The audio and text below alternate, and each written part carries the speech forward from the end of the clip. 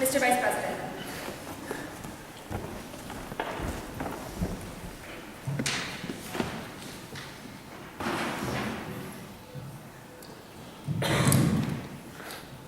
Let me first thank you all for coming out tonight, and thank you, Madam President.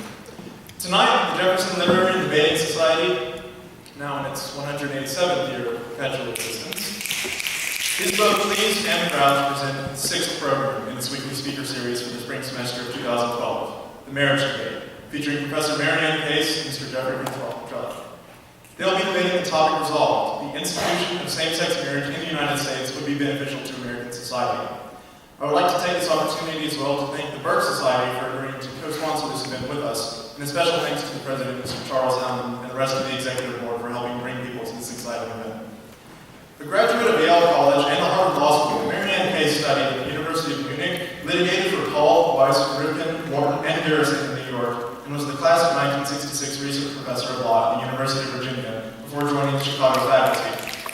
She was a visiting professor of law at the law school in the autumn of 1998 and at NYU during the 1996 to 97 academic year and the spring of 1999. In the spring of 2004, she was the Bosch Public Policy Fellow at the American Academy in Berlin.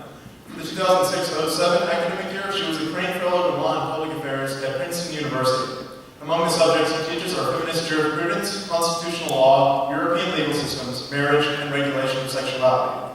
While her diverse research interests include German contract law and the First Amendment, her scholarship today is concentrated on the regulation of sex, gender, and sexuality, and on the early history of feminism. Mr. Jeffery J. Ventrella serves as Senior Counsel and Senior Vice President of Strategic Training for the Alliance Defense Fund at its Team Resource Center in Scottsdale, Arizona. Since joining ADF in 2000, he has headed the ADF Blackstone Legal Fellowship, a unique legal internship program that has graduated more than 700 outstanding law students.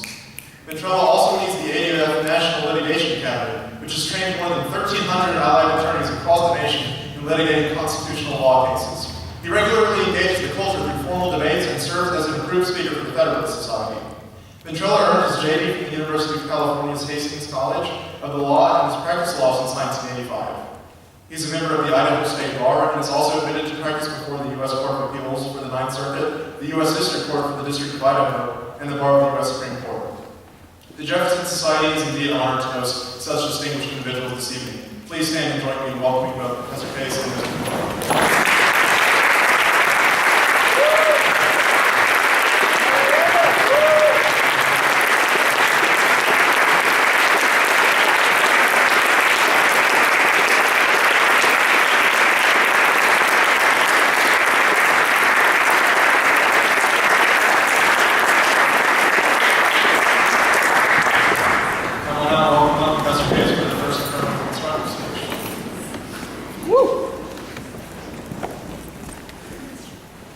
Thanks very much. It's a delight to be back at UVA, my first time this millennium, and a delight finally to make it to main grounds. We at the law school rarely get down here.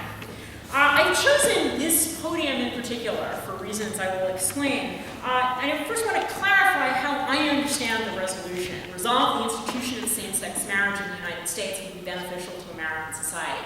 I am talking in the first place about civil marriage. So notwithstanding that this is the more elegant, the more feminine podium, I have not chosen it because it is a lectern suitable to a chapel.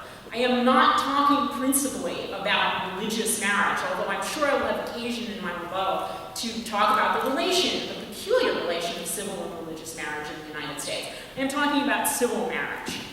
And when I interpret the sentence that begins the institution of same-sex marriage, I interpret institution to mean the recognition of the possibility, the allowing of the marriage between two people of the same sex. I don't want to think of same-sex marriage as an institution. I think there is only one institution, it's marriage. And the question is, should it be open to couples of the same sex, as it has been open to couples of different sexes? So much by way of clarification. Let me also then talk about the various perspectives from which one might look at the question of benefit to American society. I'm going to try to address each of them. The perspective, which is mine, of a feminist, the perspective of someone committed to the Constitution, committed to its guarantees of liberty and equality, not just to gays and lesbians, but to all Americans. The perspective of someone committed to marriage and the institution of marriage. I am not necessarily such a person. To full disclosure, I'm straight, so I have no direct interest in the access to marriage by couples of the same sex. I am unmarried, and I not only do not wish to marry, I wish not to marry. But I think the institution of legal marriage is an extraordinarily useful one for a number of reasons, among which I will finally discuss. I'm from the University of Chicago. We're famous for our commitment to efficiency. So I'm going to talk about the lawyer's perspective and the perspective of simple economic efficiency. And part of the question to be presented is, when you ask the question, should we institute same-sex marriage? The question I was taught to ask by the man who was dean of the law school when I was teaching here, Bob Scott, now at Columbia, was as compared to what? So the question is, as compared to no recognition at all for couples of the same sex, which I understand to be with a vengeance, the law of Virginia, a different kind of recognition for couples of the same sex, and I am assuming that marriage as an institution open to couples of different sexes will remain part of the civil law of the United States as it is today. So those are the assumptions on which I build my affirmative case. And I'm going to start with the case dearest to my heart as a feminist. I have written articles on the question of why feminists have a particular stake in same-sex marriage. And the stake is this. At the moment, the American constitutional law of sex discrimination, through Ruth Bader Ginsburg's litigation efforts, she's now a justice of the Supreme Court, she started as a litigator for the Women's Rights Project, is that any, quote, fixed notions concerning the roles and abilities of males and females, unquote, embodied in law, violate the guarantee of equal protection of the laws. And I have claimed for decades that one of the only remaining fixed notions concerning the roles and abilities of males and females embodied in American law is the notion that you need one of each for a marriage. If you look at the evolution of the civil law of marriage in the United States, it started out with Blackstone. Husband and wife are one, and the one is the husband. Wives were subordinate to their husbands, precluded from contracting, precluded from a separate existence. That was the first piece of the fixed notions to be dissolved through law reform, but also through constitutional law. Then you ended up with a world in which they may be equal, but they were separate with role differentiation fixed in law. It was fixed in law that husbands were presumptively breadwinners, wives homemakers. That too disappeared. Now, pretty much the only legal distinction within marriage between males and females is that you need one of each for a marriage.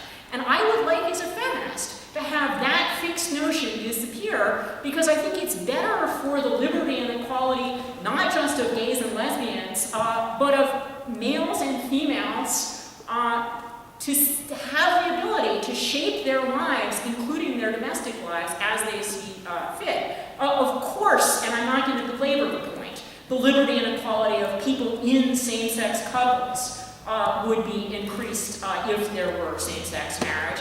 And my understanding is that my colleague, Alliance Defense Fund, was one of the co-counsels in the Prop 8 case. Even their own sole expert witness, David Blankenhorn, said, we would be more American on the day we recognized same-sex marriage than on the day before. I can't but agree.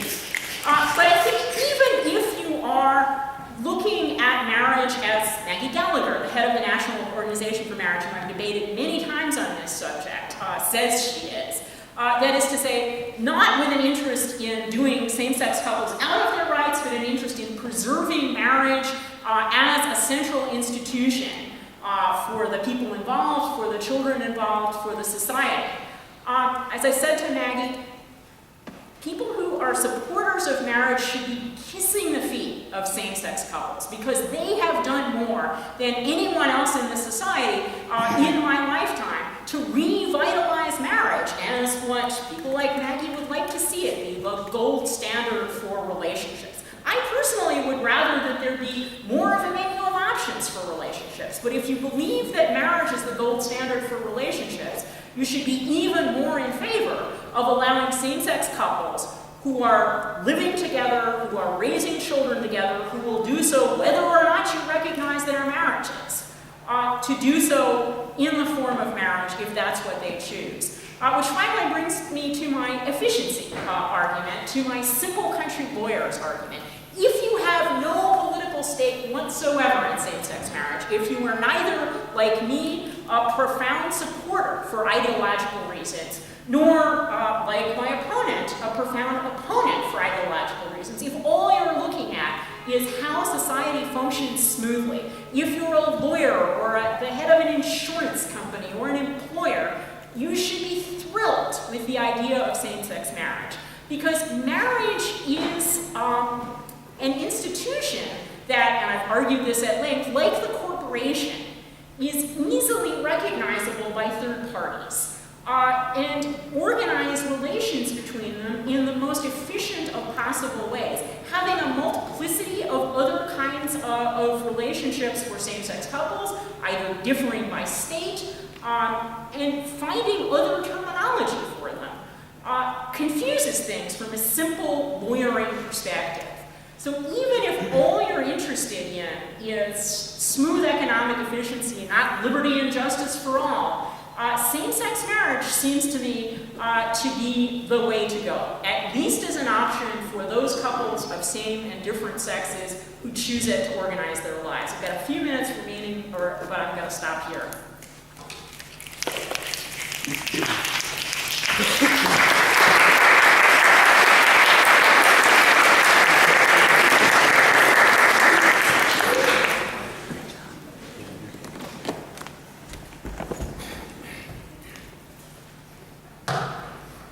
Good evening or afternoon or whatever my body clock is. It's very much a delight for me to be here. I want to give thanks for this opportunity. I particularly want to thank the Jefferson Debate Society for rescuing me from the Ninth Circuit, only for a day. I come here with the full recognition that this particular topic, no matter how framed, violates at some level all the taboos of polite social commentary. Because to evaluate and discuss at any level the notion of same-sex marriage, one has to speak about politics, one has to speak about sex, and to a certain extent one has to speak about religion or moral philosophy. If those things bore you, you probably don't have a pulse at this point. I'm also grateful to see this full house here, because the reality is you could be doing your pre-St. Patrick's Day preparation, you could be figuring out how to amend your ESPN brackets. In any event, you're here, and I'm glad you're here. And so what I want to do at the outset, something I never really do in public debate, is to start with a concession. My concession is that in light of the fact that Professor Case went to not only Yale, but then Harvard, and then post-law, University of Munich, I would concede here now that her student loans are higher than mine. I'm here and encouraged that you're here. And I'm assuming that you came here not biased in advance, but willing to evaluate both sides of this particularly important topic. Because as you know, I'm going to take the negative here. I'm opposing same-sex marriage as an institution or as being recognized or instituted, not because I'm a member of the Flat Earth Society, but because I believe it cannot be philosophically justified, nor can it be legally justified. Now, of course, no speaker's bare assertion, Professor Case's or mine, going to bear that out. Each side must be tested by rationality, by coherence, and by correspondence to the truth. Because as we all know, that's how debates are resolved. As arguments, not quarrels, but as arguments are advanced that relate to truth.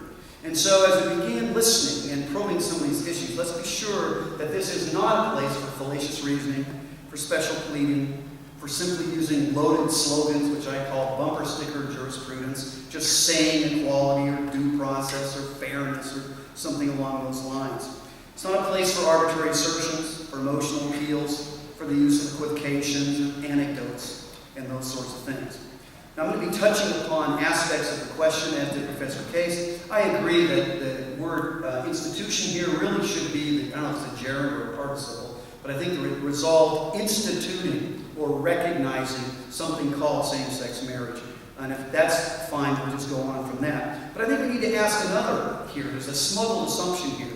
Is there such a thing as same-sex marriage? Professor Case and I think agree there is no such separate category, and I agree with that. I also go further and say, and it can't be the case that marriage, if words have meaning, can be comprised of same-sex persons and so forth.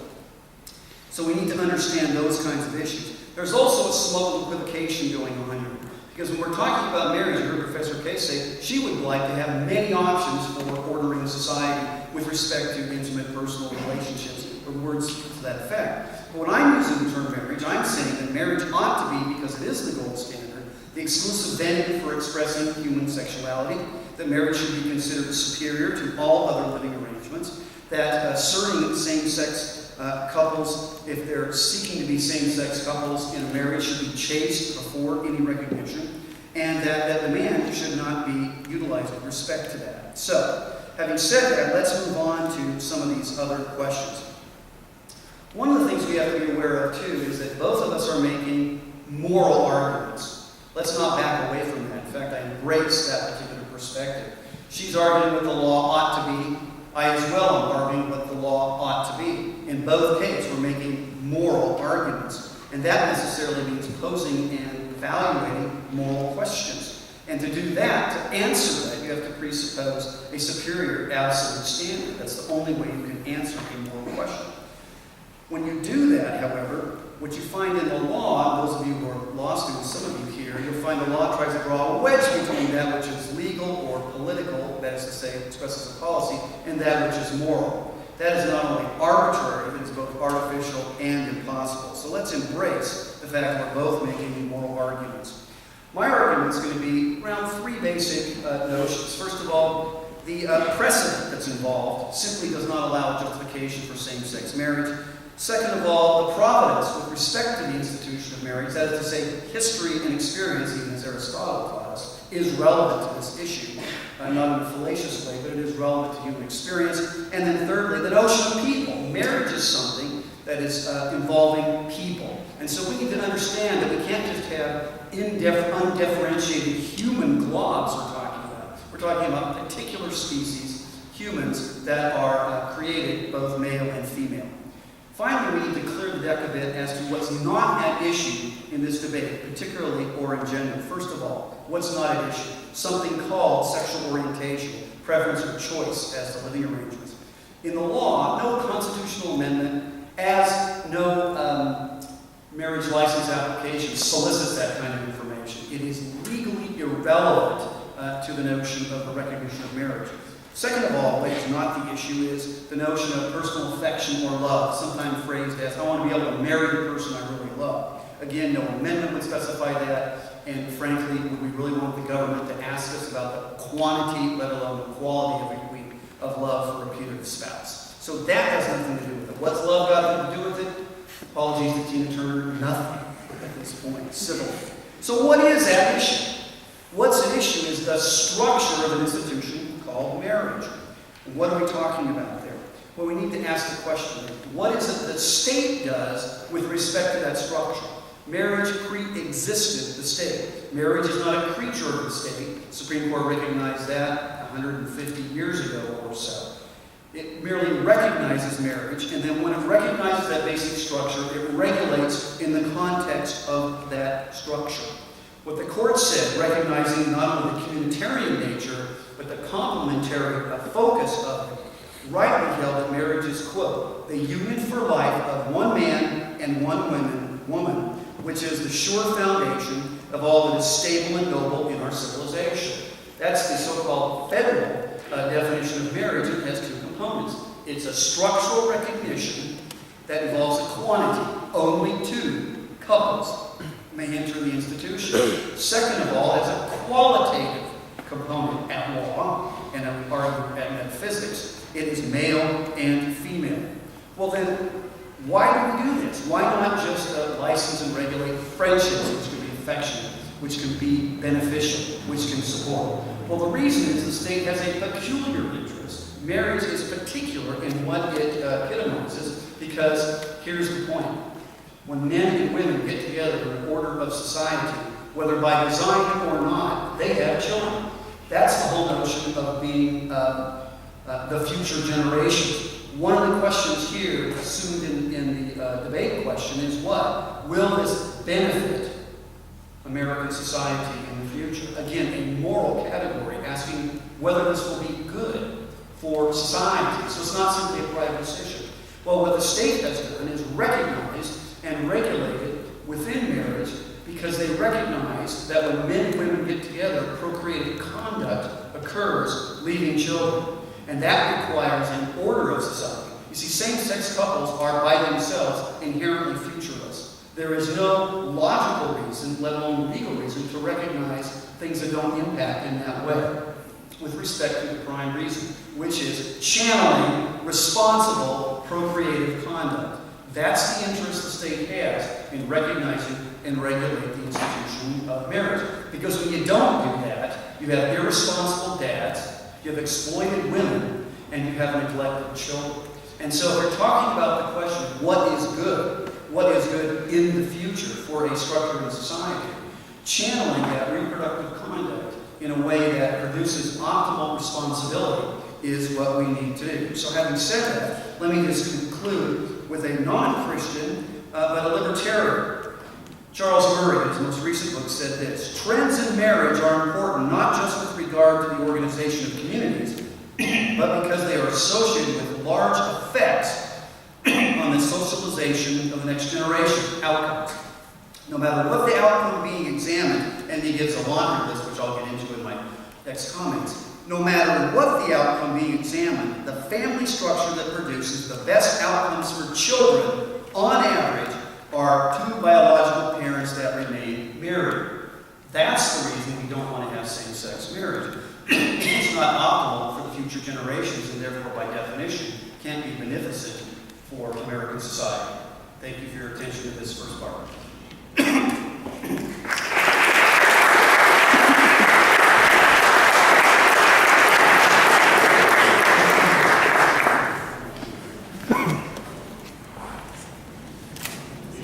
Okay, before trying to clarify a few things that my opponent said off his own bat, I want to clarify a few things he claimed we agree about, which I'm not sure we do. The first is that I, of necessity, am making moral and only moral arguments. I concede, making normative arguments, but not all normative arguments are moral arguments. I'm from the University of Chicago. The University of Chicago values efficiency. Some say above all things, but that does not make the efficient result always the moral result. I am making normative arguments in constitutional law, and they're not really far-fetched ones. They are the ordinary application of the ordinary existing constitutional law as settled by Supreme Court precedent. I'm happy to also make moral arguments and policy arguments more generally, but I'm making a variety of different kinds of arguments, each of which I think independently and all of which together tend to the same end, which is the end of the resolution that the institution of same-sex marriage in the United States would be beneficial to American society. But part of the reason it would be beneficial is because it is in accord with our existing constitutional norms, which are far from immoral, but that have purposes that exceed as well as include the moral. Now, my colleague also said that the institution of marriage predated the state, and I'm not quite sure what he means to make of that. I'm a lawyer. Many institutions predate the state, predate the law, but the way the law addresses them is peculiar to the law. Take, for example, the institution of parentage, right? Mothers and fathers are things in nature far more than husbands and wives are. But in the United States, we have such institutions as adoption that declare people not biologically related to being mothers and children. And we accept this, not only in law but in life, and it is to the benefit of children that we do.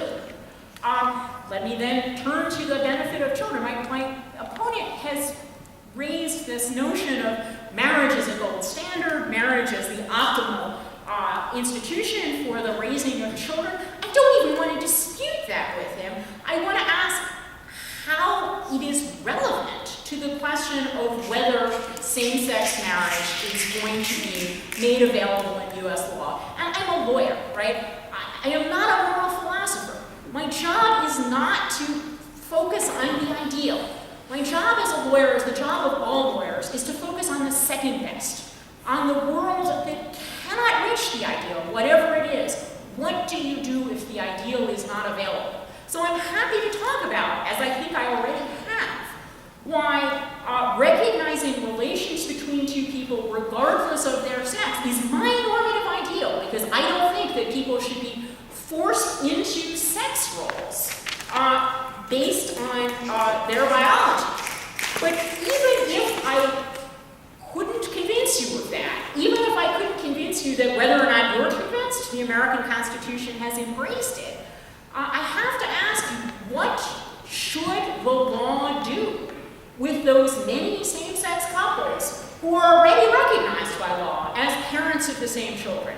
That's already established in virtually all states in the United States.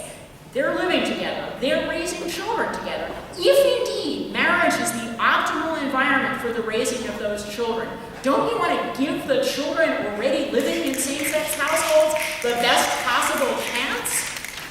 How much time have I got? 3 minutes, 30 seconds. My goodness. I'm actually going to stop and hear what my opponent says and reserve my remaining time for after I hear from him.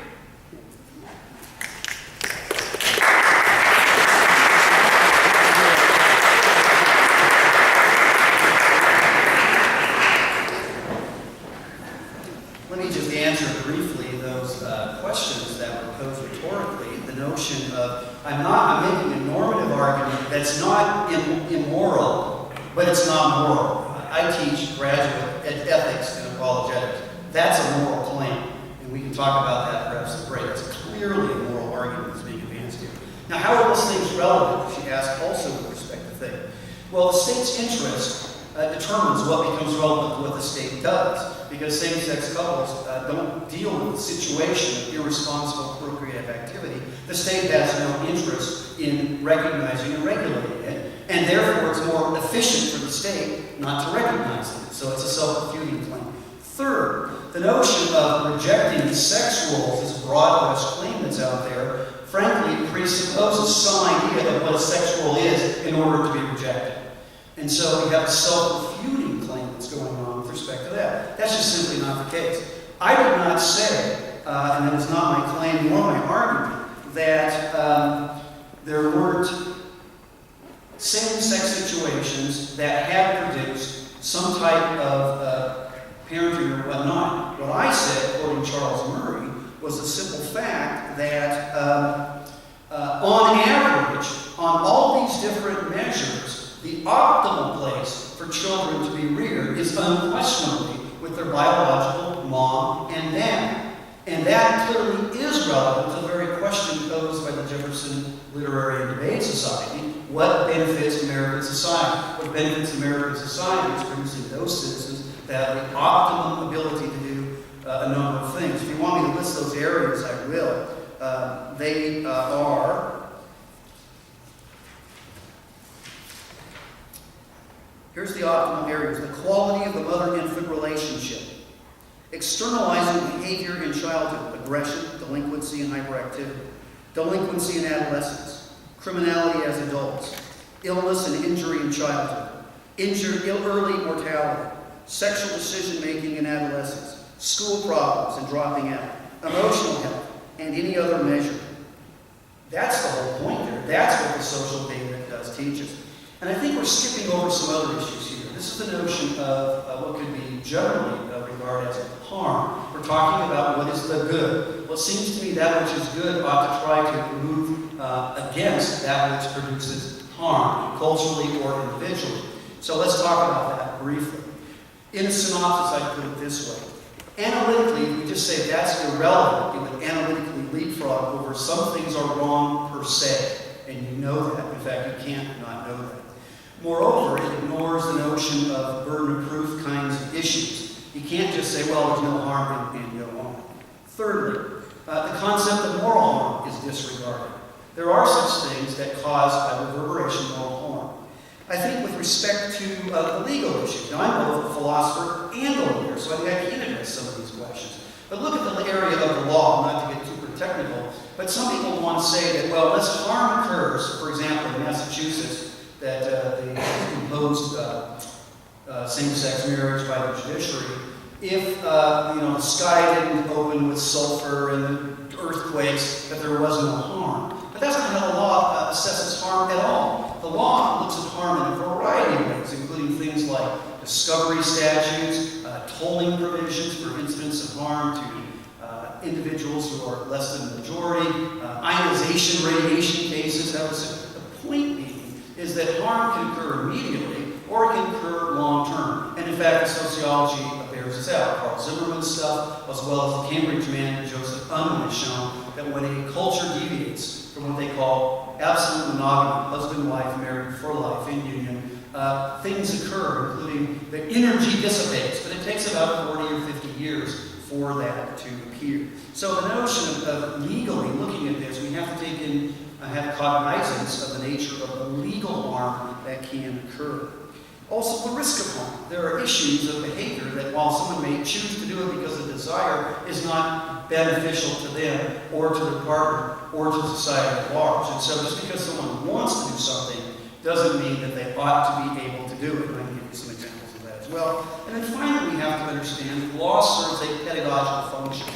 That which the law is draws a line and transmits collaterally those norms, if we want to talk that way, or those mores, if we want to talk that way, that are appropriate to a particular culture. So we need to understand that the law serves a lot of functions, and so the recognition isn't simply about supposed efficiency. I would dispute that claim, but that can't be the sole justification until we deal with all these other kinds of issues, as well as finding some constitutional justification with respect to that. So that's, in a nutshell, the notion of harm. So I go into some detail. I don't. Yeah, okay. Some things are wrong per se. Polygamy, bigamy, dueling, napalming babies, that's just wrong. You can't not know that sort of thing. Also, we need to understand there are things that are wrong in their cumulative impact, and the law recognizes that. For example, SOB regulations. No, that's not talking about jerks. It's talking about sexually oriented businesses, which is the term of art in the First Amendment jurisprudence. There's a cumulative impact, and the law recognizes, no, we're not going to allow that free association to occur in particular areas where it causes harm, and so on and so forth. Seatbelt laws. I drive all the time. If I drive without my seatbelt, there's no harm, but there's a cumulative harm. The choice has been made in the policy now. Driving with the lights off at night. Oh my. No harm, no foul. No, but there's a risk. All I'm simply showing is the law contemplates things that produce risks of harm in the future. For crying out loud, we have quotas on how much you can flush a toilet. I mean, it's just unbelievable. That's a separate issue, of course. I'm not going there. The law is pedagogical. And one of the key pedagogical points here is if we were to recognize same-sex marriage, it would declare to the society and particularly to the children of the world that mom or dad is irrelevant to the upbringing of the child. Same-sex marriage as a policy will create motherless and fatherless environments, something the law recognizes as well as the sociological studies recognize is not optimal, and in fact is predominantly detrimental to its future citizens. Again, going back to the question, which is the moral question, does this benefit American society to institute something called same-sex marriage? No, it does not, and for that reason, the burden hasn't been met with respect to these additional considerations. Thank you.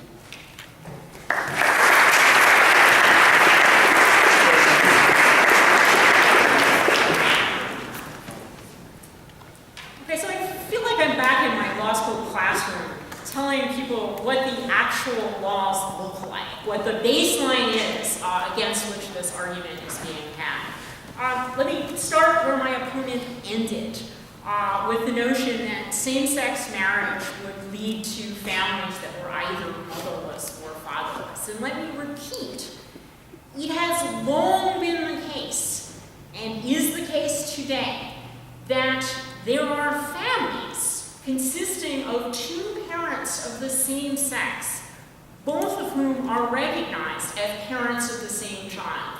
It is a lot easier, there are more states of the Union, and it has been the case longer, for two people of the same sex to be recognized as parents of the same child than for their relationship to each other to be recognized under the name of marriage or anything else.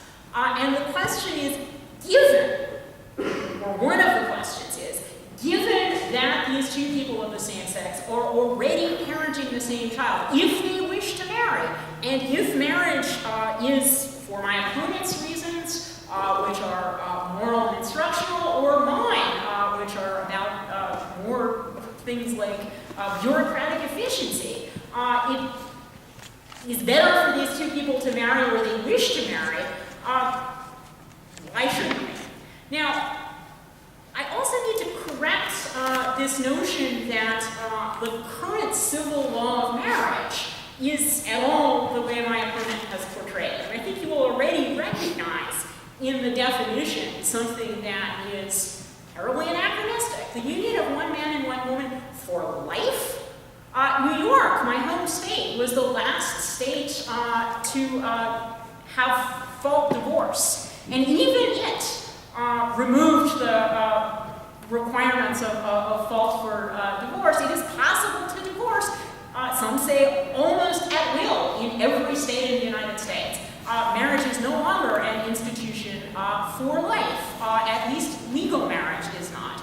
Now, there's no reason why my opponent can't, from a pulpit or even from a bully pulpit, argue for the vision of marriage that he favors.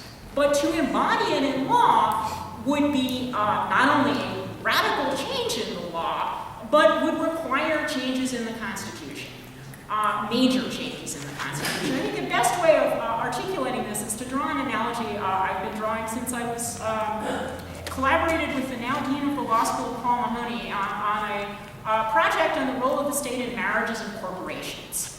And if you dial back to the 18th century, marriages and corporations both held monopoly control over various activities. If you wanted to explore the East Indies or build a bridge, you had to be the favorite of the state and designated by the state to do this. And if you wanted to reproduce, marriage had a monopoly control over sex. There was no form of sex that wasn't a crime unless you were married.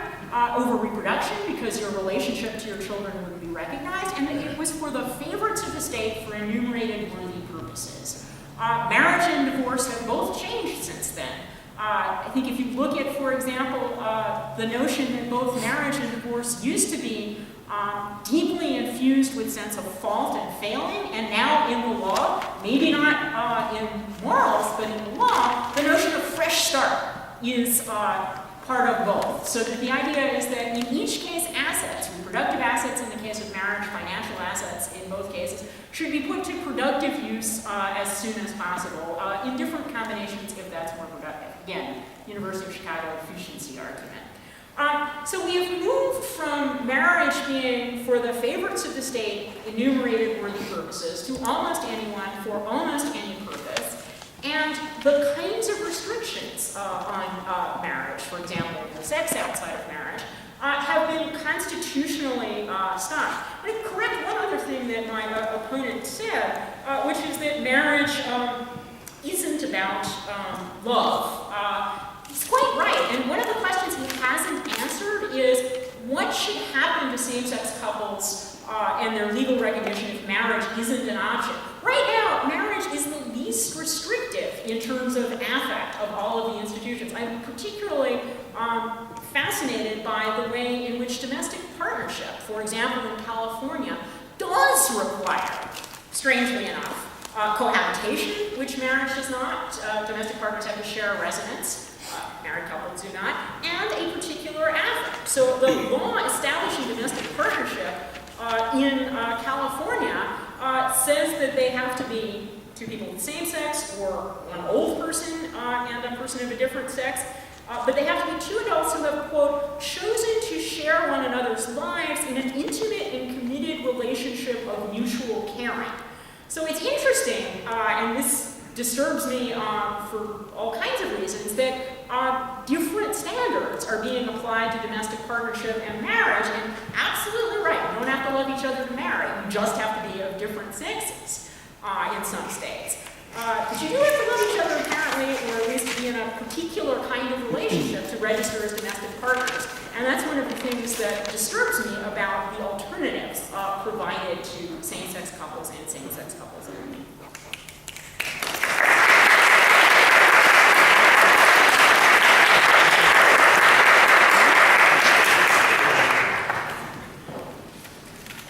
Let me address the notion of this idea that, well, there are families, or at least clumps of people, groups of people, who are not in the traditional mother, father, that sort of thing.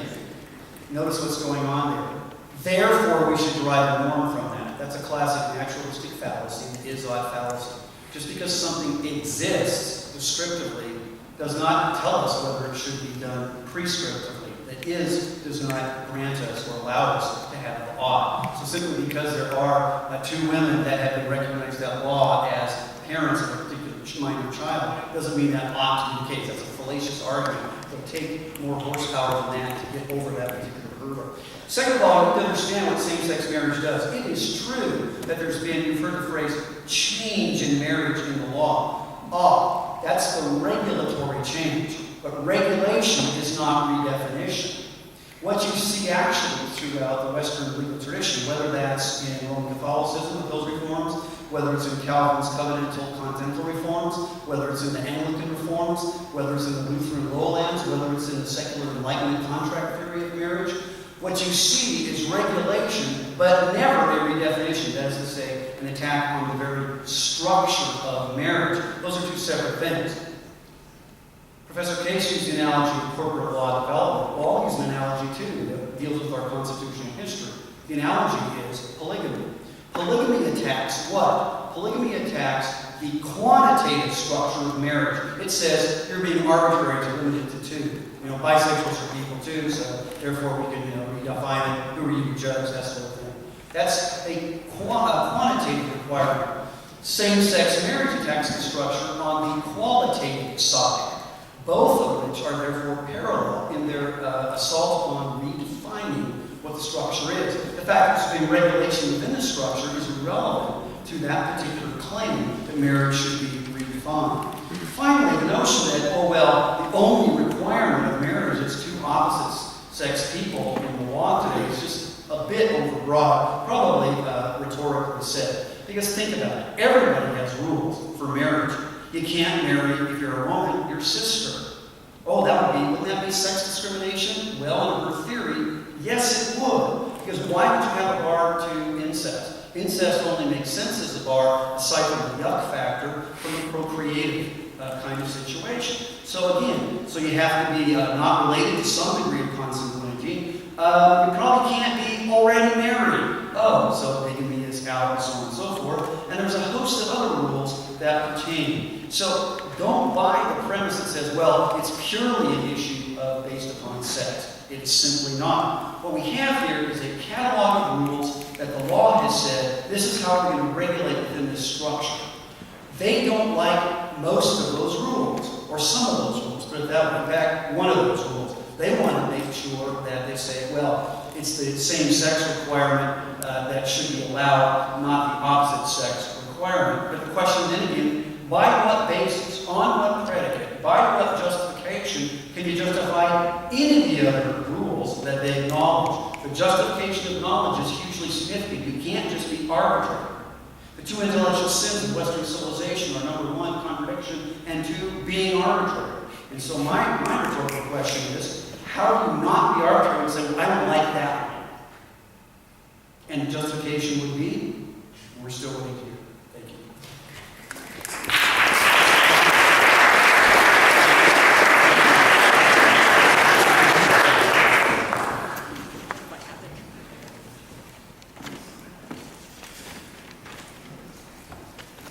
I'm once again going to begin where my opponent ended. He asks a question frequently asked, which is the slippery slope question.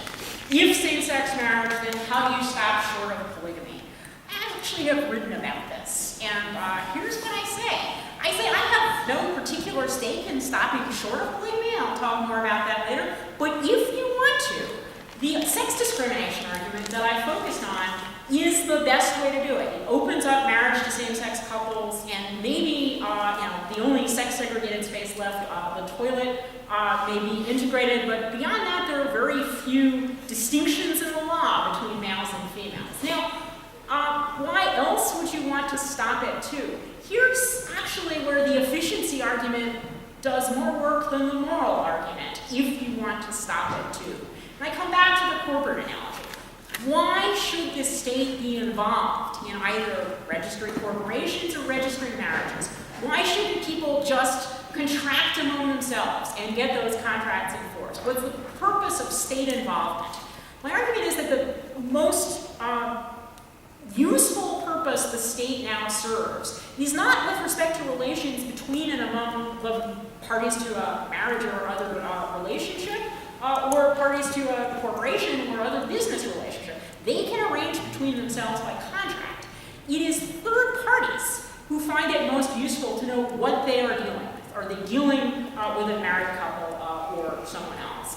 And for those third parties, 2 is the right number, because what marriage serves as is a default rule, that is to say, a rule that can be changed by agreement, in which the two people point at each other, I, you, and you, me, as the default person for everything like who gets to inherit, who gets to make medical decisions. And on the medical decisions front, I know my opponent says he didn't like anecdotes, but let me give you a true-to-life anecdote that if I hadn't lived it would have been too absurd a law school exam hypothetical. That was a few years after Virginia passed the most restrictive statute on recognizing same-sex couples in the nation, on a plane, flying over Virginia on my way to the Northeast. And the plane made an emergency landing. And a woman, a sick woman, over her protest was taken off the plane. And I turned to my seat companion and I said, I hope she's not a lesbian. Because she was now going to be taken off the plane into a state she had no reason to think she would enter, into a hospital she had not been able previously to contract with. And who was going to make her medical decisions for her? Marriage allows for a simple default person. That doesn't mean that if you are in fact married, you can't choose your sister, the doctor, to make your medical decisions, your brother, the lawyer, to make your business decisions. But what civil marriage functions as, most effectively, is as a default rule between the couple with respect to third parties. And again, when they have children, this helps even more. Now, I can't let an event at UVA end, that is to say, without some mention of Mr. Jefferson. When I used to be here, Mr. Jefferson, especially in the Jefferson Society, but no matter what the event, if we were inaugurating a new garden at the law school, we would hear about Mr. Jefferson's views on gardens. And so the thing about Mr. Jefferson's views on marriage and on the relations between the sexes is that I'm very glad that they have not played a previous role in this debate. Mr. Jefferson, in case you don't know this, said things like, well, if women die in childbirth, so be it, that's their job. Things like, groups like this, men and women promiscuously intermingled with one another, discussing public affairs, discussing things other than their sex life, were really dangerous because they would lead to all kinds of sexual hanky-panky, and therefore, women should not promiscuously intermingle in the political gatherings of men. Well, Well, I'm glad we don't have Mr. Jefferson's views on the relations between the sexes. And again, I welcome any argument outside of the legal and constitutional realm, or even in the legal and constitutional realm, so long as there's the agreement that constitutional amendment will have to take place for us to go back to those days. But that's what it would take: constitutional amendment, real law reform, and a blinking of the facts on the ground. I started out by asking, if not marriage, then what? Given the current state of the law and the current state of facts with respect to same-sex couples, the state of the law that protects as a constitutional matter their right to their sexual activity, their right to their relationship, that protects as a legal, and you've faced with it probably also as a constitutional matter, their right to parent together their own children. Given this constellation of facts and laws and constitutional norms, if not same-sex marriage, then what for couples of the same sex? Thanks.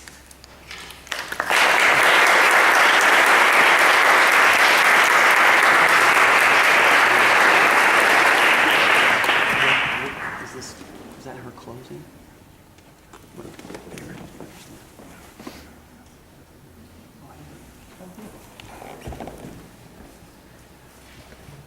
I'm confused not about the correctness of my argument, but what am I supposed to say?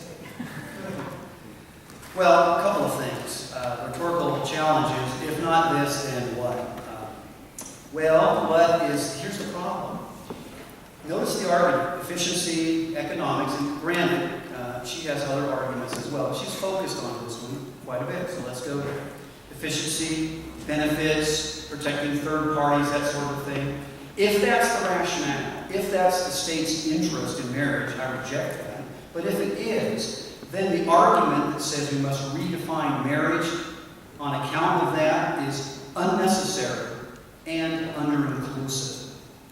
It's under-inclusive because many people need, when they get together, to have issues with respect to reliance upon one another. Suppose my uncle has Alzheimer's and I want to take care of him. It makes it more efficient. We have some type of recognition of that relationship. He's economically dependent upon me. He may have an issue of a contract basis to me to help him with his medical care and all that sort of stuff. Well, why can't that be recognized as well? Well, of course it can, in a variety of ways. And that's exactly what the issue was in the state of Hawaii. In Hawaii, they tried to redefine marriage, but ultimately how they solved the issue without redefining marriage was to create something constitutionally called reciprocal beneficiary provisions, which allowed for all of the issues to be addressed and resolved in a way that was meaningful to the people involved, as well as to those third parties. It is an unnecessary one. It's also, like I said, under-inclusive.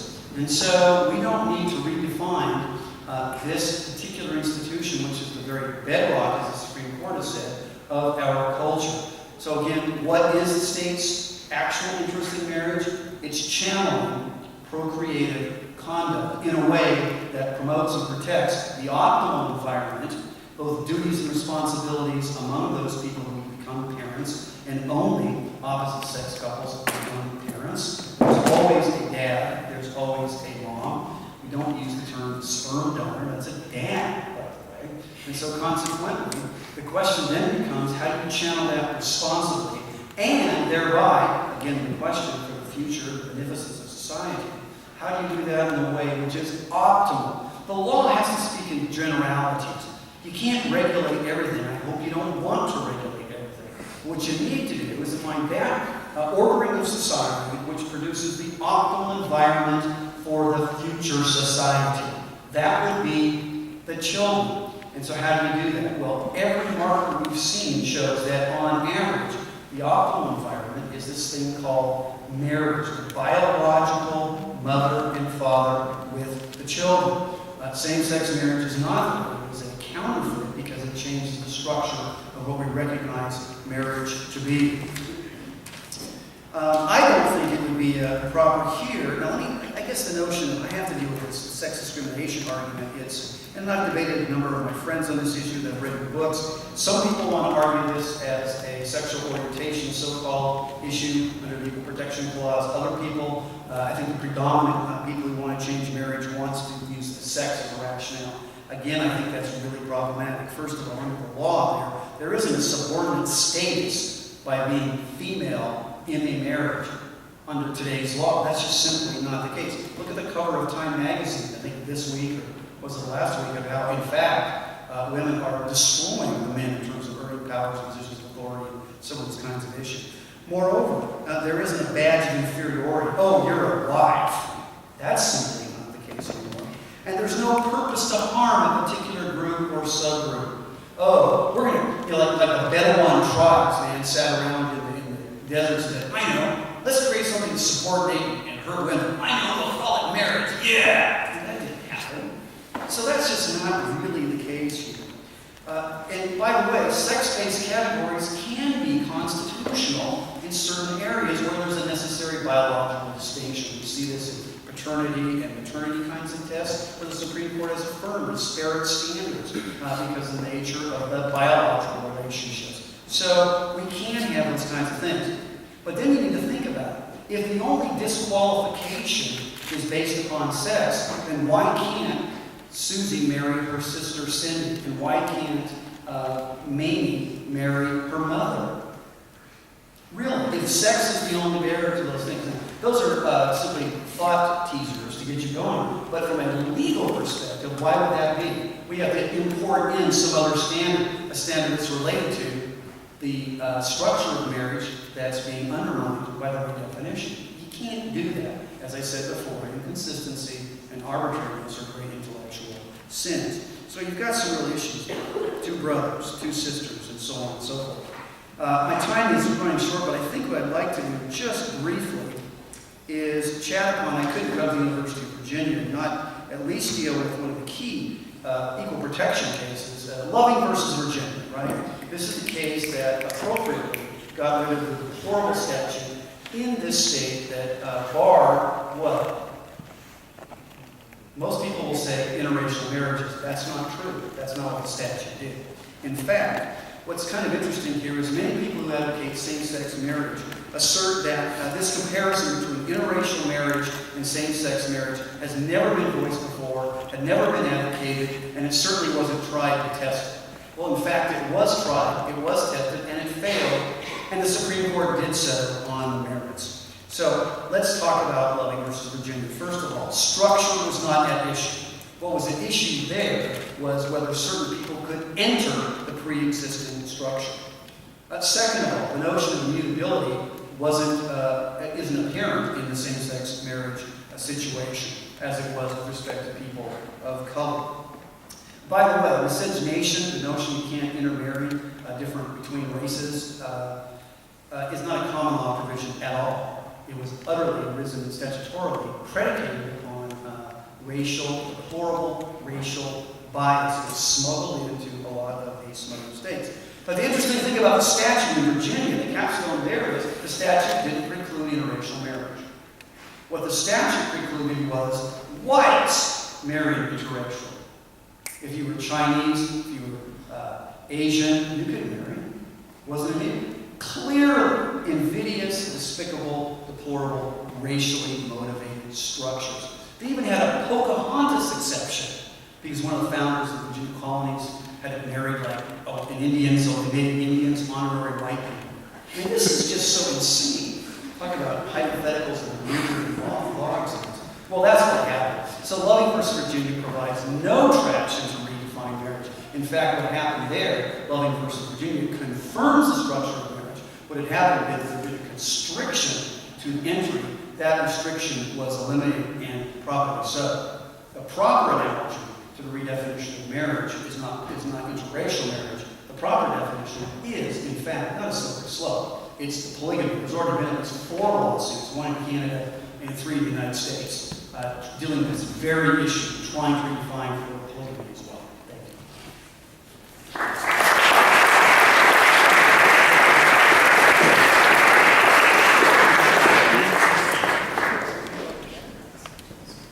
The debaters will now take questions from the audience. We closing? Oh, we're doing this, okay. I'm going to give you the lecture. I mean, if I as the girl should take the more feminine one, or you as the ordained minister should take the more religious one, is a nice question. I'll give you I would prefer to name. Whole show.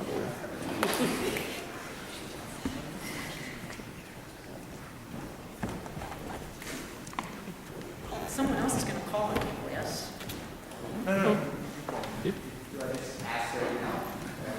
Okay, I'll do it. I'm sorry, it's a question for you, but what's the last name again? I'm sorry, because I don't know. The second best name for a law professor in the United States. My name is Case. Second only is Sylvia Love, NYU Law School. First case, thank you for coming in. My question, I actually wanted to hear more in regards to the argument about the fact about the marriage predating the legal recognition. You spoke about that, but I don't believe that I heard enough to really convince me about to rebut the fact that since marriage is predated legal institutions recognizing that it should be involved in how we do it today. So are you referring to the idea that marriage is something like a natural kind, or are you referring to religious marriage, or both? That's actually a question. I would say both, but specifically the more natural kind. Okay, so with respect to marriage being a natural kind, that's what I was trying to discuss when I said, so is parenthood, right? So a mother is a thing in nature, but a mother-in-law, no pun intended, is not quite the same as a mother in nature, especially in the United States, where we recognize adoption and treat adoptive parents as parents. So the question of what the law should do to recognize categories is a separate question. I mean, there are lots of legal statutes that say, read the male for the female. Wherever you see he, also read she. That doesn't mean he's and she's are indistinguishable. It says that the law will treat them as such. Now, with respect to marriage as a religious institution, I thought this would actually play a bigger part in the debate. And let me take the opportunity now to talk about the paradox for me, not only in all my other capacities, but as someone who teaches First Amendment law, of the fact that in the United States, which separates church and state far more than many other countries where there's constitutional cooperation or an established church, religious and civil marriage have become intertwined to the point of indistinguishability. And you can date this back to 18th century England, where when the state first took over control of marriage, it did so through its established church. At about the same time, it took control over corporations, but that's another story. So let me just say about that something I've also written about at length. First of all, I think much is to be said for following the model of, for example, Germany, where there is constitutional cooperation between church and state, but civil marriage and religious marriage are kept firmly apart. And only civil marriage is recognized in law. Religious marriage has no legal recognition. It's very confusing in the United States that a minister of the gospel can simultaneously and seamlessly perform both a religious and a civil marriage.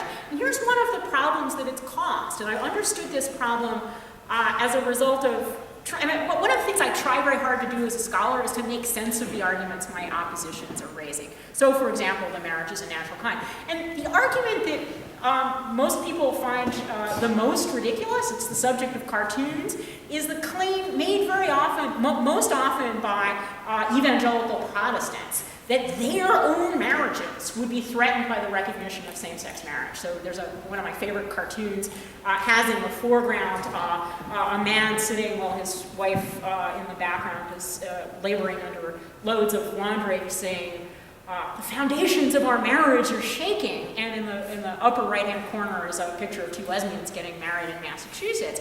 Now, the longer I've thought about this, the longer I thought that these evangelical Protestants are exactly right, that their marriages are threatened by the recognition of same-sex marriage. And evidence for this is in the polling data. If you look at polling data going back as far back as the polls exist, there's actually a 20% gap between Catholics and Protestants Protestants on same-sex marriage. Why is that? Not because the bishops of the Catholic Church are any less opposed to same-sex marriage than evangelical Protestant pastors, not because the doctrine of the Catholic Church is any less opposed, but because Catholics understand full well, as do observant Jews, that marriage in their faith tradition and marriage as the state defines it are not the same. The Catholic Church does not recognize divorce, and therefore a Catholic who is divorced from one spouse is married in the eyes of the Church to someone else, then he's married in the eyes of the state too.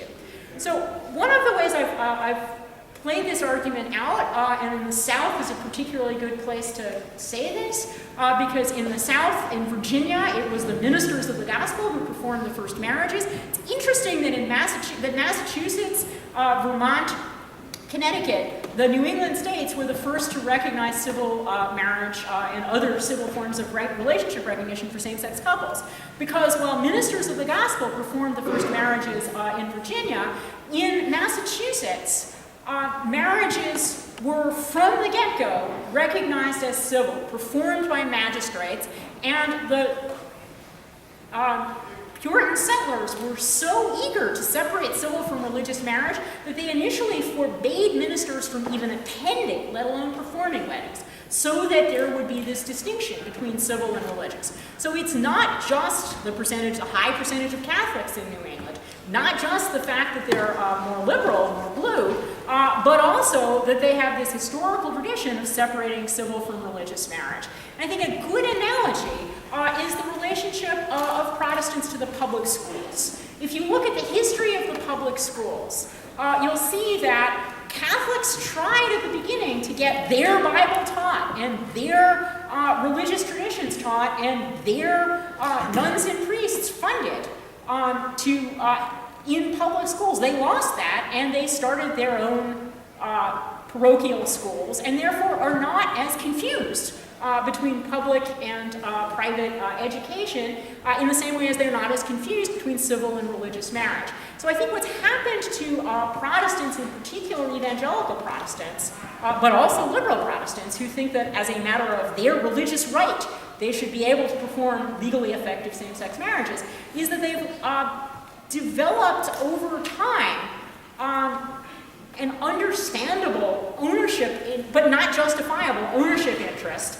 over marriage as an institution, so there is no error between marriage as they define it to their faithful and marriage as the law defines it, because unlike the Catholics and the Jews, they haven't developed their own separate institutions. So just as it took about 100 years for Protestants to deconnect from this ownership of the public schools, from the Bible Wars in the 19th century to prayer in the schools and in the mid-20th century to the debates about evolution and creationism in the schools in the new millennia. So it's going to take a while for certain religious traditions in the United States to realize that they do not own and cannot constitutionally own civil marriage in the United States.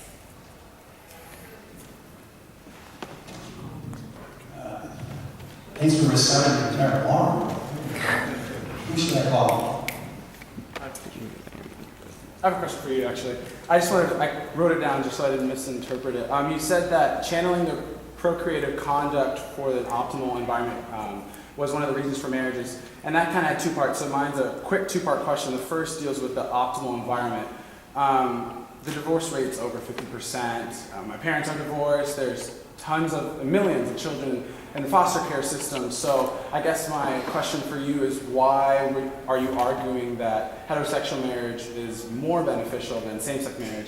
And the second part of that question deals with the procreative conduct. You said that a man and a woman can procreate and there's a future. And so my question for you is, if that's what marriage is, should be defined as, should a sterile man and a barren woman not be able to marry because there's no future for them? Yeah, those are separate questions. A couple of things. And what I said was the state's interest is in channeling procreative marriage. Marriage is about a lot more than that. The state only has a legal interest in that particular issue. Let me take the last question first. With respect to the infertile couple, here's what I said before. The law is pedagogical. You have to make a distinction philosophically between instrumental means, and intrinsic goods. Marriage is an intrinsic good. It's not simply a means to an end. But part of what happens when a man and a woman are in union, that's the unitive component of marriage, is that there's a procreative element that occurs as well. Conduct, whether or not issues occur, whether or not children are conceived and so forth, the conduct is procreative in nature. And consequently, that sends a signal to the culture in general, in the laws predicated upon averages. So it's procreative in kind, procreative in nature, irrespective of fertility at that point. Now, your prior question deals with this notion of the fact of the matter is that heterosexuals, in many respects, or I should say opposite-sex marriages, if you want to be technically correct, have made a mess of marriage in our culture, haven't they? The greatest regret that Ronald Reagan has said when he was governor of California was signing the no-fault divorce bill. Rather than liberating women and so on and so forth, what this thing did was actually creating cultural chaos, societal chaos. It's no answer to that to say, let's just go ahead and deconstruct and redefine marriage. What we know from the studies and the observations of these various sociological people is that it remains the optimal relationship is the biological mom married to the biological dad produces the best outcomes for children. Now, that's optimal. There are other, someone's widowed, someone gets hit by a car, there's all kinds of things that happen. But on average, that's what we want the policy to target. The law again speaks in generalities. And don't we want a situation that doesn't necessarily create those environments and contexts which we know sociologically produce higher risks for the children. Single parentage, fatherless homes, all that sort of stuff. And so for that reason, that produces the state's interest in maintaining the structure of marriage, recognizing it, and then regulating within them. And there's been some really good regulations within marriage. There's also been some really poor regulations within marriage, such as no-fault divorcement and that sort of thing. Thank you so much for being here tonight. I actually have a question about the birth rates in the United States have been decreasing in the marriage, and more women are married now, but are choosing to pursue careers and not choosing to have children. Given the fact that two people that are living together, they would be able to adopt children, would that not be beneficial to the nation overall if that was an option? Well, I'm certainly a fan of adoption, but again, it's not optimal. The fact of the matter is people aren't generic. You are made as a male or a female, okay?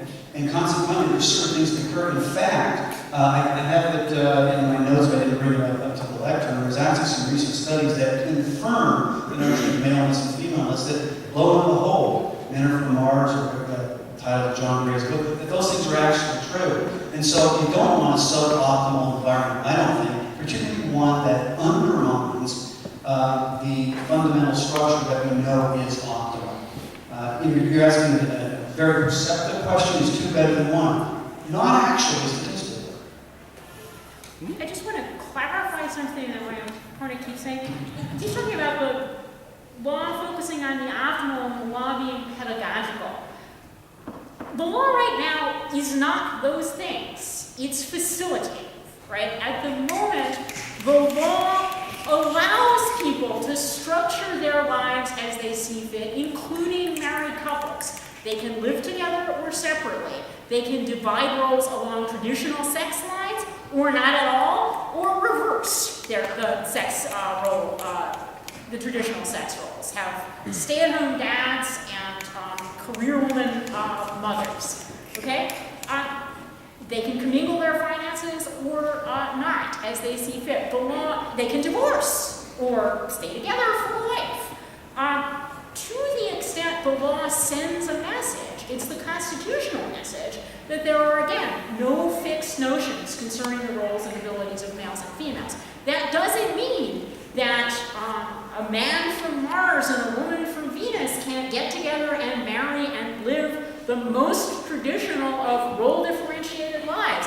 She can even subordinate herself to him voluntarily within the home. The law, to the extent she is not his slave, is not going to intervene. She is his slave. There's the 13th Amendment with no state action requirement. But the law used to send very clear messages and enforce them in law about the roles of males and females in marriage, about the behavior of spouses in marriage with respect to their finances and their domicile. It doesn't anymore, and that's not just a matter of law reform, it's a matter of constitutional right. Yes, thank you both for coming this evening. I really enjoyed it. This question is directed at Mr. Ventrella, but Professor Case, if you have any evidence either way, it would be great to weigh in. Mr. Ventrella, you mentioned throughout your speech the optimal environment for raising children, and that you cited several pieces of evidence that children raised in with gay and lesbian parents suffered from certain difficulties. You mentioned dropping out of school and making trouble in school is one of them. But is there any statistical evidence? Isn't it possible that this happens as a result of variables that you've omitted, such as societal bias of students in the schools who are discriminating against these students, as opposed to the parenting skills of gay and lesbian couples? Is there any statistical evidence that it's the marriage itself, as opposed to society, that causes these troubles? A couple of points there. I did not say that situations of so-called gays and so-called lesbians did it. I said that which deviated from biological mother and biological father. So that was not my contention or my argument. Now, what's interesting is the thing that I read to you, I didn't, let me just conclude how it's summarized the data. Divorced parents produce the next best outcome. Whether parents remarry or remain single while the children are growing up makes little difference. Never married women produce the worst outcomes. All of these statements apply after controlling for the family's socioeconomic status. That's hot off the press, a month-old book. If you look at the appendices of this book, it goes into details of those kinds of issues. So when you say, is it possible, and it sounds like just a hyperbolic rhetorical question, not on the data that has been described and digested. I would go back another 9 years. There's a book by two University of Chicago professors that are into this efficiency thing and all that stuff. Their names escape me now. The book is called No Basis. And what it does, it analyzes up to that period of time all the various studies that dealt with, purportedly or otherwise, this notion of what's best for the children. And it demonstrates that many of these studies that were used for advocacy purposes, typically in bigger case in Vermont as well as in Hawaii, were woefully lacked scholarship in a lot of different areas I won't go into. So, to answer your question, there are mouthfuls of footnotes that you can pursue on this particular issue. What's interesting, though, about the situation where you have two women, it's typically two women, very, very infrequently two men that are doing this. Interestingly, when the markers are done, you'll find that the women were typically in heterosexual relationships when they had their children. Later discovered that they wanted to have same-sex attraction. In fact, 40% of those in Vermont who got civil unions after that was imposed by the Supreme Court there, 40% were previously heterosexually married. So you have this interesting kind of non-immutability situation that goes on. And what you find is during the key developmental areas, I'm thinking of Charlotte, what's her face? Yeah, Patterson's research and so on and so forth. Yeah, that's pretty important stuff because what happens is she finds, and you look at it, these kids, these children, had their primary upbringing either by a single mom or by the mom and the dad. It was only later that they qualified as a same-sex household, so to speak. So, answer your question, no. We have time for one more question. Virginia. Oh.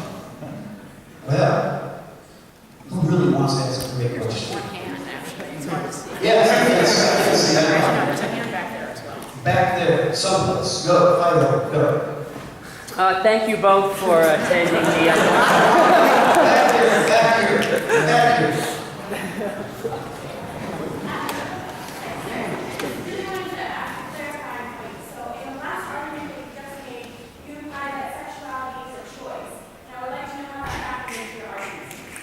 I didn't do the last one, I'm sorry.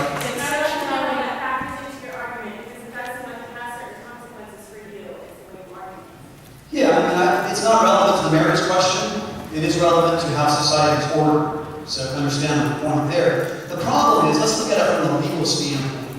Okay, just looking at the law. If you're looking at, for example, a lot of people try to make the argument that something called sexual orientation, something I would call sexual preference, which I think Minnesota Bar calls it that, or I'd say sexual behavior, let's just call it that, sexual behavior. Want to try to analogize it as some type of identity or immutability. That's just simply contrary to empirical fact. It's just simply not the case. Now, we can look at it from a list of the well-known kinds of folks as well. You know, the Elton John, who was heterosexually married, and now is his domestic partner, David. You can look at it from basketball player Cheryl Swopes, who early on in her basketball career was the poster child for the WNBA, had a picture of her pregnant with her husband's child and so forth, and then she says, quote, "It's a choice. This is not who I am. It's not orientation. I just decided to become a lesbian." You can look at the most recent one would be Cynthia Nixon from Desperate Housewives, who just decided it's a choice, it's not oriented. So I'm just using the language that these people who made those choices are making.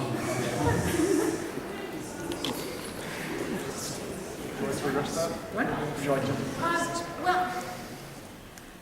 I want to address the question asked about the data and on children growing up in various kinds of households. And I think the questioner is exactly right to focus on both the development of the data and the development of the facts on the ground. First of all, the data is not as represented by my opponent. The studies are not flawed. If they have a flaw, it's small numbers. And we understand why there are small numbers, given the small numbers of people who have had the opportunity to raise children who were conceived in and grew to adulthood in same-sex coupled relationships recognized by law. I mean, Vermont only allowed for recognition, and it was the first state to provide full recognition a little more than a decade ago. The data to date show that children raised in same-sex households do just fine, and I think the more data we get, the more we will know about the various configurations. But part of the question is, why have there been, for example, women who are now entering into same-sex marriages who were previously in heterosexual marriages? What would the facts look like if they had been able to enter from the get-go into same-sex marriage? I'm standing here, a woman lawyer, right? 100 years ago, 100 years ago, there were very few women lawyers. 500 years ago, there were next to none.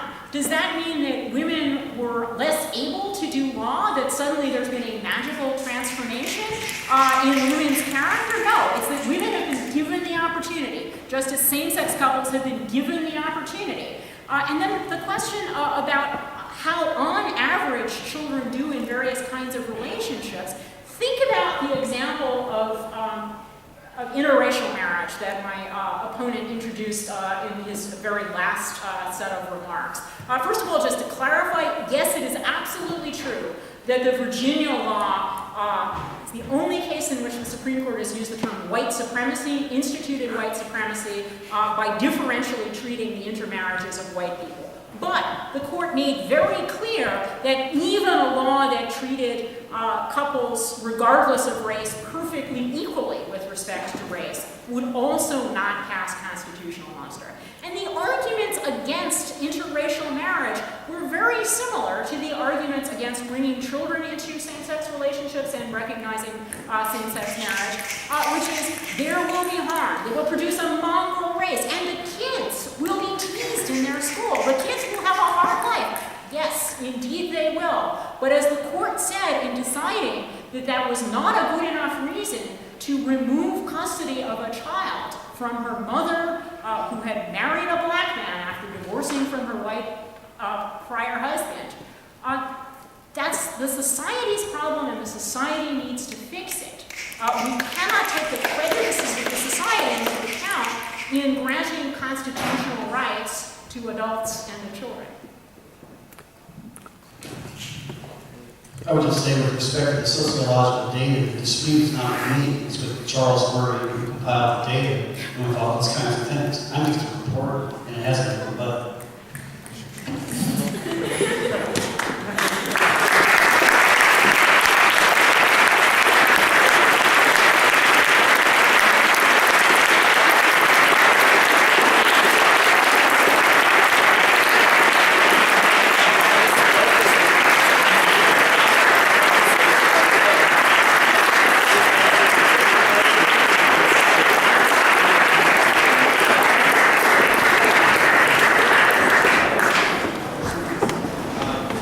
First of all, I'd like to once again thank both of you very much for coming to join the Jefferson Society. This was a fantastic debate. Thank you both very much again. As a small token of our appreciation, please take these Jefferson cups, which are inscribed with your name and the Society's seal, as a small token of appreciation. And we would also have our guests sign our roll book to commemorate the event.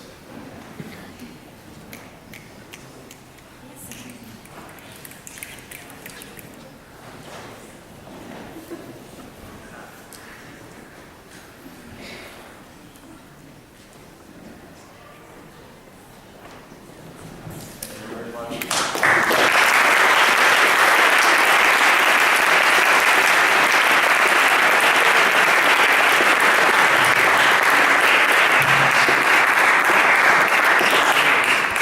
Madam President, a motion for a 10-minute recess? Second. Any objections? Thank you. Too late.